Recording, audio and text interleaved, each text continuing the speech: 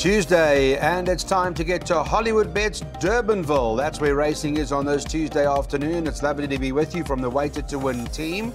Please join us on Twitter through our @WeightedToWin handle, because that's how you can get through to us, or otherwise on our WhatsApp group number, which is on the screen, as well as 4Racing TV. We're also on YouTube as well. We are trying to start these shows later and later in the morning. I know we don't want to get it too late because you guys need to get your bets on, but it does help us. There were a lot of scratchings this morning, so we had to readjust and make changes and all that sort of stuff as well. So we'll work on it. Let's get to Darren Burrows in the Cape.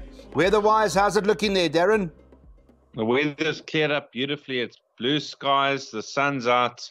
Very good for racing. I hope the track's nice and firm. Then starting on race 1, let's touch on the favorite, Gimmy's Lassie. I had 2 starts, 2 seconds. I thought disappointing last time out, but she should be given another chance in this type of company. But there's a lot of talk for Majestic Queen, the first timer from the Andre Null stable. Anti-post market shortened 20-1, down 12-1, down 7-1, down 3-1. And now she's drifted slightly out to 4-1. So there has been a lot of market support for number 8. So you've got to include that into your play. And of the rest, I thought Allende is open to improvement. Okay, so 7, 8, 11 from Darren's side. Daryl Marie's with me. You've got to respect, I suppose, the first timer. Perhaps Gimmy's Lassie's been a little disappointing. I don't know what you make of it, but got to have another chance again. I read the comments in the front of the computer form with regards to the first timer. It says she's a classy filly, but she will need further. Not may need further, will need further. So that puts me off guard. Gimmy's Lassie, now 2 solid efforts. She was due to run a few weeks back. The going was very heavy, so the stable decided to scratch her. In that preview, Candice did say she is a well above average filly, so she should be the one to beat of the race runners. But I've got a healthy respect for Allende. Now she's only got 1.5 lengths to find on the favourite, Gimmy's Lassie. She's extremely well related, Clyde. Her half-brother is African Rain, who ran 3rd in the Grade 1 Cape Flying Championship. So a lot of speed on the dam side. So healthy respect for Allende. And Mary Lamb should be running on into the back end of the trifectas. So for me, Gimmy's Lassie and Allende to fight it out. All right, well, let's put our bets up for race number 1 now. This is what the team is going to do. We're taking trifectas to start our day off, and we're boxing all of 5, 6, 7, 8, and 11. Those are the 5 runners we believe are the principal horses, and the win is likely to come from there. You can spend what you can afford, of course. We're taking that trifecta twice. Let's get our bipots on now, guys. Second race on the card, Baratheon ran just the other day, last week or so, and Pete Putz, if you watched Turf Talk, Track Talk rather, made mention that horse as well, and got to have a big chance again. So Louis Makotwa riding that 17-10 joints with Light Speed. Some unknown about Light Speed. I'm sure closer to race time we'll find out the well-being of Light Speed. Darren, bipot, what have you done? Well, I've chosen to banker this horse, Light Speed. You know, he's a quality horse. When he won the Langeman, they moved up to him at the 300-meter mark, and he found another gear to the line, and he won going away. He really looks a quality horse for the season ahead, and I'm just hoping he's not in need of a run. And if he's not, I see him tracking a horse like Baratheon around the bend. He does run with pace. He'll track Baratheon's every move and probably pounce at the right time. So I'm going Light Speed over Baratheon, and healthy respect for Scalini. I think he's got a bright future too. I know he's a recent maiden winner, but he is highly regarded. Interesting, though, because as we talk, I see they've shortened Light Speed 17-10 to 16-10 at about 10 o'clock this morning. What do you make of it? Well, Clyde, he couldn't have been more impressive. You know, big, solid son of Gimme the Green Light. I actually would prefer to see him up front and get first run on Baratheon. You know, Baratheon in the past has won over a mile. I think he's looking for further at this stage. He's been backed up quite soon after his comeback run. So I've got my doubts with regards to his chances over a mile. So Light Speed for me. I'm hoping he's something special because he did look like he's very, very talented when he won the Langeman. Scalini, don't discount his chances, as Darren touched on. You know, he's by Medoro out of a mare that won over a mile, so he's going to love the step up in trip. And we did label him last time out, and he got the job done for us. He's clearly talented too, but Light Speed, I hope he is what we hope him. Cuts above the rest. Yeah. Okay. Let's get our bipods, guys, and work out. Now, this is what the boys have put together for you. Race number 2, and we're going banker the 6 in the first leg, light speed by 5 and 12. We're bankering the 3 later on in the bipods 2. That's that was Oz and Kerr, and then 4, 5 and 7, the leg thereafter, by 1 and 3. And at the back of the bipod, we thought we'd go with 1, 4 and 5. It's a 36 Rand bipod. You can take it once if you choose, or as many times as your wallet will allow.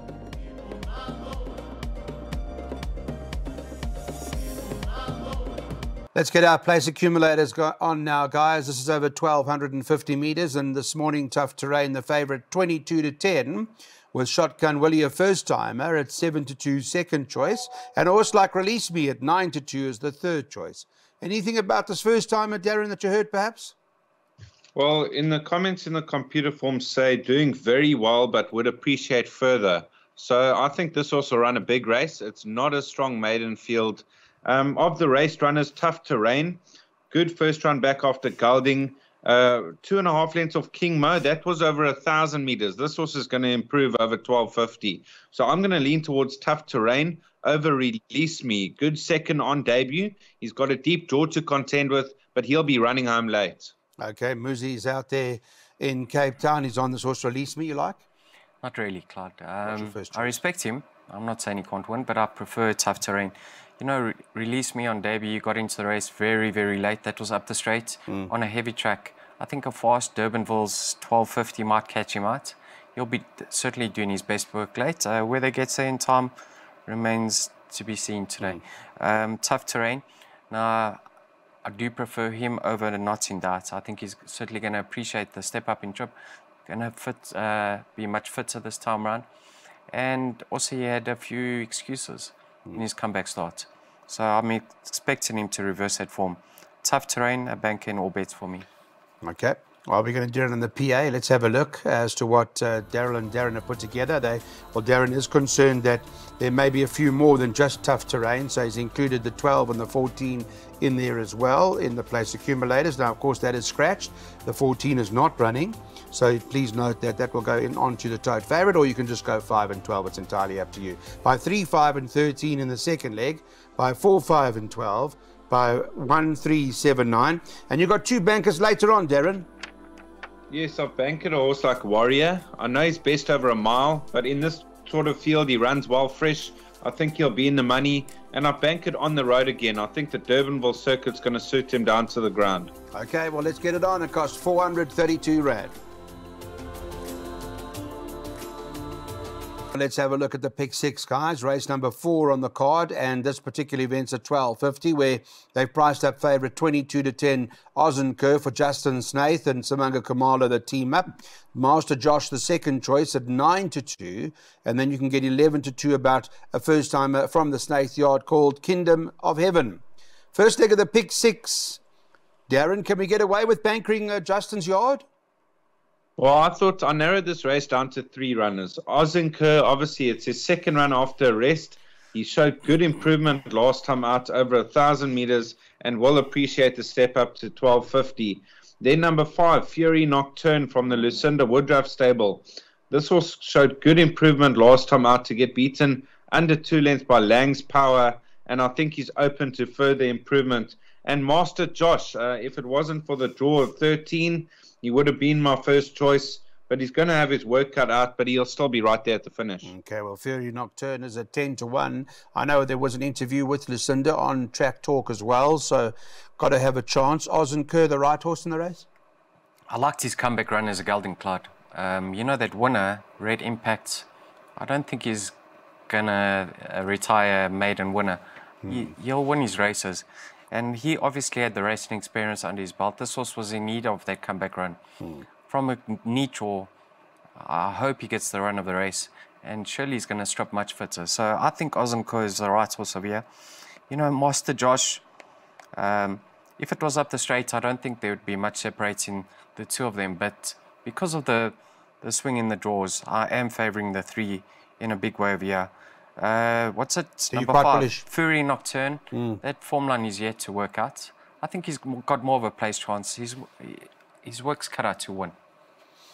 Okay, so you're big on Aussie, are you? We're going in a big way over here, Clyde. You know, we went in a big way yesterday. We went in a big way on Monday. Oh, we're going a big way every day. We're licking our wounds. That's all right. We're back to fight another day. That's what it's all about at the end of the day. We'll work out this Pick 6 for you. Here it is. And we'll put that up for you guys. And the Pick 6 first leg, 3, 5, and 13. So we're not leaving those three out, right? I just want to touch on Ozenko. You know, his full brother. He's a 3-time winner all of this distance of 1200. So I don't think the issue will be the trip. Okay. Well, we're covering it from a weighted to win perspective. Daryl, in his personal capacity, is going to bank Ozenko. Second leg, 4, 5, 7 by 1, 3, 8, 9, by 1, 4, 5, by 1, 2, 3, 4, 9, and then 1, 2, 3, 6, and 7. Hold your camera up to that code. Let's get the bet on. It's a convenient way of betting nowadays, and that you can spend 270 Rand if you wish to get 10%.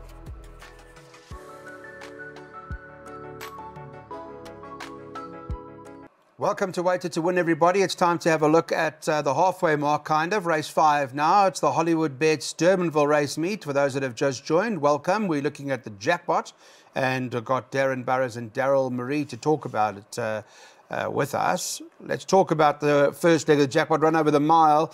This morning at 10 o'clock when recording the show, they were betting 3 to 1 the field. Love is a Rose, Enchanted Creek. Those horses all topping the boards. Open race, Darren. Yes, it is an open race, but I'm leaning towards Love is a Rose. Now, I was really impressed with her penultimate victory when beating Beneath the Moon by almost 4 lengths unextended. I know she meets Beneath the Moon 3.5 kilos worse off at the weights, but I don't think that's going to stop her. Last time out, the going was very sticky, and she was off the bit around the bend. She wasn't herself. I'm expecting her to bounce back to winning ways. And then I've got respect for Enchanted Creek, Call It Fate, and Meta. Okay, Call It Fate, a decent price. Perhaps including to the play at 12 to 1. Your overview?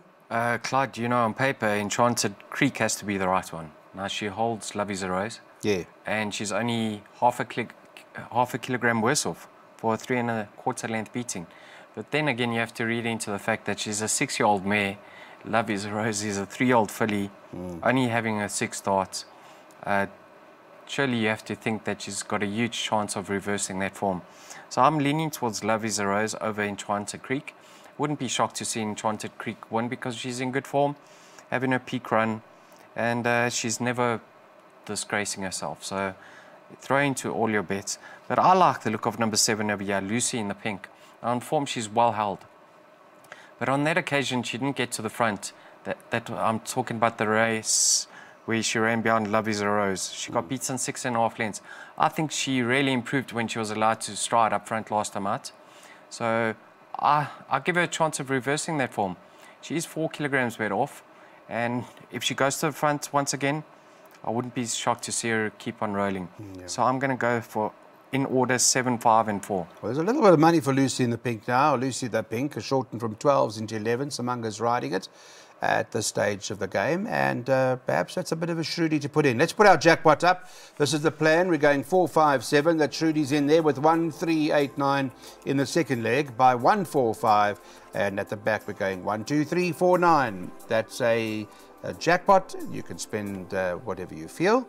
For us, it's a 360 Rand cost.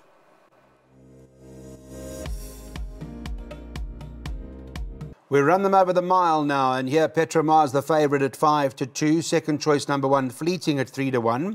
9 to 2 about a few others like the likes of Jasmine and Maria Carol. They're 9 to 2, and then Treasure Hunt they've priced up at 8 to 1. Darren, in this particular event, can we get away with Samanga on Petra Mars? She is the horse to beat in this lineup. Last time I didn't see out the 2,400 meters.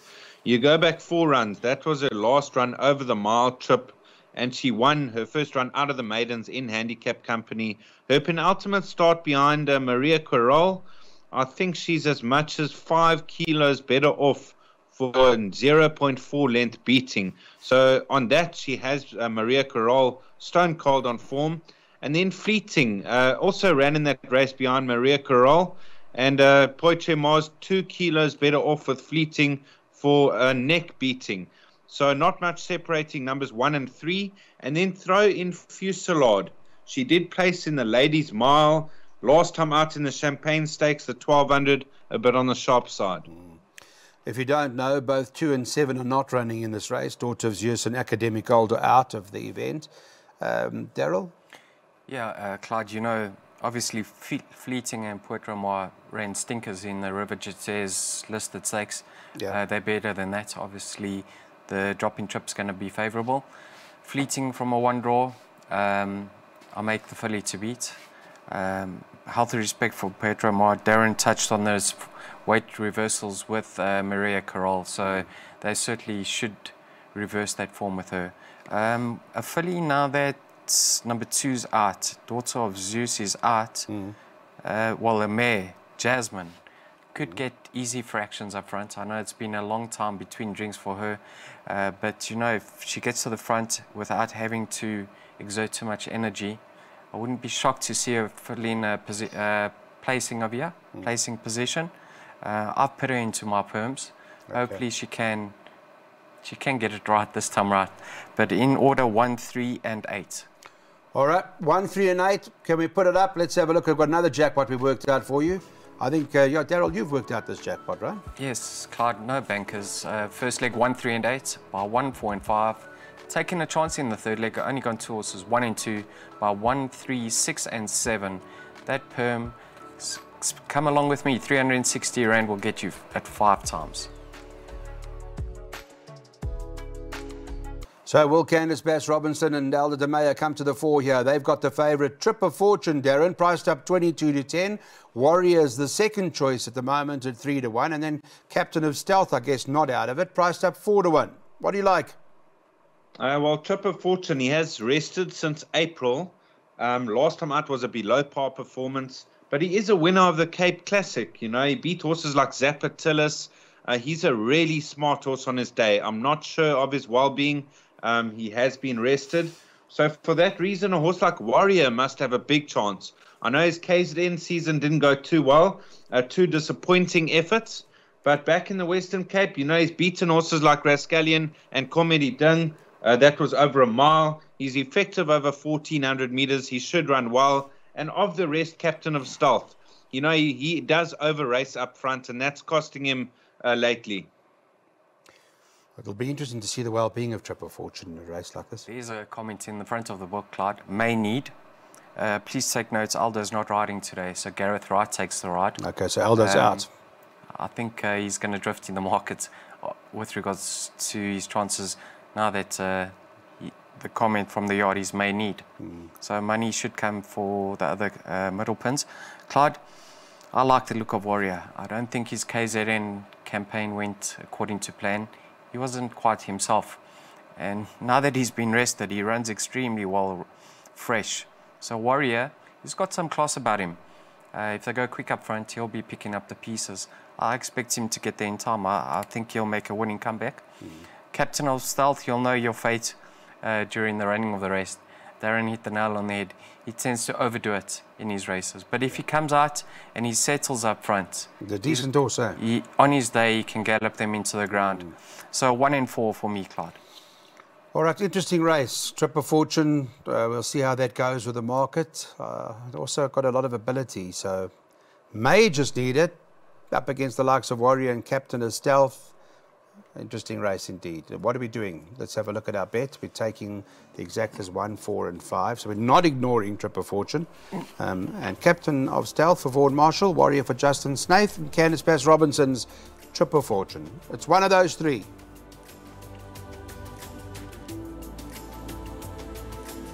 Welcome back. On to race 8. We'll sprint them over 1,000 metres. We're at Hollywoodbets Durbanville, so there's no straight course at the Durbanville track. It's around the turn. 9 to 2 the field, so take your pick. I know Daryl's got a rank outsider that he likes here. Your choice, Darren? I thought a really open race, you know. A horse like Sonic Burst, now she's got it all against her. She did place in the Champagne Stakes, but she picked up a penalty, and she's worse off at the weights with quite a few in this race. So she's got her work cut out. Horses to beat, probably Arctic Ice with only 50 kilos on her back. I know her last 2 wins were over 1,200 meters, but she is a winner at Durbanville. I think she'll run well. Different face from a one draw. Now she shows all the pace in the world. and the Durbanville circuit could suit her down to the ground. So with only 54 kilos, different face a runner, and then of the rest, Miss Greenlight. Okay, interesting. It's open. Yeah, you've got this horse La Vida that you like very much. Well, you put it in your jackpot, you put two horses, so I would imagine I put it in as a rough. I don't want to put your words in your mouth, but you like it? I give it an outside chance, and you know, if you like a big roughy at such odds, you don't want to go out the jackpot when it's your second pick. My first pick is clearly number 1, Different Face. Now, have a look at her rating, Clyde. Down from a 91 to a 77. Yeah. She's a net 89, which makes her only £2 out with the best weighted of the year. Right. She's got a 1 draw, 54.5. She's got that early toe to hold her position. So I think there's a lot in her favour, and I'll make her worth a bet. But I'm going to suggest having a bet on number 2 as well, La Vida at big odds. You can see, you know, when she won a maiden, she went start to finish. She's clearly got the pace to go up there. And with 50.5 off on her back, with Cabello Matsunyane, who's riding extremely well with a lot of confidence, if she gets to the front from a good draw, she could keep on rolling on a fast track. I wouldn't be shocked to see her. And that run to Ragnar Lothbrock, was a fairly strong field. It wasn't a weak field. Yeah, it was in an open company, and she never got handy on that occasion. And she certainly stays didn't disgrace a 71. herself. I see they haven't. No, there's no extra. She remains a 71 in the race, right? She was a 76. Yes. Yeah. So, Clyde, she is at big odds for a reason. It's an open event. I suggest backing them both. I'm going to go for number 1 ahead of the 2. Okay, so we're going to back Different Face and La Vida. Have you heard of that?